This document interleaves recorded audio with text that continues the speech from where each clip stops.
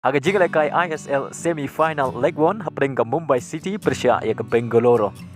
Aba pai syakani ke jinglekai hak kelas step omdon kino-kino ke bala pan penkijar watla kila Persiang ka togane pan yo penkijar.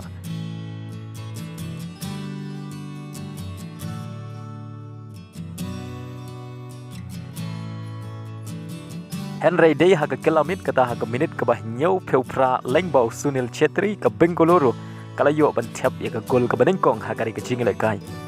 Badai leng bagane ke shigol jong Sunil Chetri Bengaluru kalala bat lim ya ke Mumbai City haka leg 1 jong ke jinglekai semi-final dai way lanon. Haka jinglekai Champion League round of 16 leg 2 hapring ke Benfica Persia ya ke Club Brugge. Bad kene ke home game jong ke Benfica. Haka ke jinglekai ke Benfica kalap tam lupa haka gol aggregate da Arlanot Persia ya ke Club Brugge.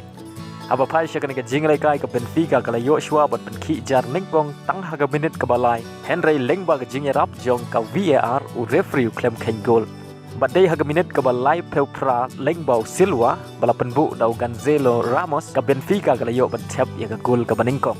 Bashwa benkut ke kela step kata haga minit ke basau peusan plus R ke Benfica kala yo bentep ya ke gol ke R lengbau Gonzalo Ramos ubala bandai Nongmih Bujli jong Cristiano Ronaldo. Ubadayu player jong ka Portugal ubaliyo bentep hat-trick haga jinglekai World Cup house name R PUR. Bat ya ke bol airap penbu dau Mario.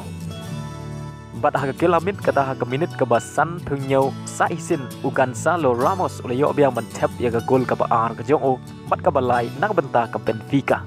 Bat haga minit ke bah nyau peway lengba ke penalti bala kenjat dau Mario ke Benfica kala yo bentep ya ke gol ke basau. Bat haga minit ke bah nyau punyau lengba Neres ke Benfica kala yo bentep ya ke gol ke basan. Bat chua benkut ke jinglekai kata ke minit ke bah pra punyau lengba Major ke Club Brugge kala yo bentep ya ke gol ke Benengkong ke jong ka haga ke jinglekai. Bat hadu bukut ke jinglekai ke Benfica kala job suk da san la ke way haga ke jinglekai bat nyau la ke way habaro artli ke jinglekai. Agawai bat ke jinglekai ke bakam itnat ke Chelsea Persia ya ke Dortmund. Bat kani ke home game jong ke Chelsea. Bat le sai kani ke jinglekai ke basong shit bah ke Dortmund ke tam tang shigol ya ke Chelsea. Aba sedang jong kani ke jinglekai omdon kino-kino gi bala bat penki ja bat shua benkut ke kela step kata ke minit ke basau peulai lengbau Sterling ke Chelsea kala yo bentep ya ke gol ke Benengkong.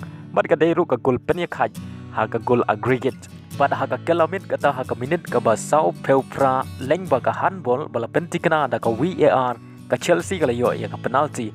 Bat ya kani ke penalti la ailat bat kenjat da uhawat.